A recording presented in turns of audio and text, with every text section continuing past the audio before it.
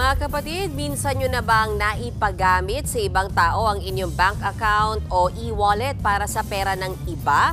May babala po dyan ng Securities and Exchange Commission. Ayon sa ahensya, may tuturing na money muling ang paggamit ng bank account o e-wallet ng ibang tao para makakuha ng pera, lalo na kung ito ay mula sa mga illegal na gawain. Babala ng ahensya, huwag ipahiram o ibigay sa iba ang inyong financial accounts. Ang mga masasangkot ay mananagot sa reklamong paglabag sa Anti-Financial Accounts Scamming Act. Maaring makulong ng hanggang 14 na taon at pagmultahin ng hanggang 5 milyong piso.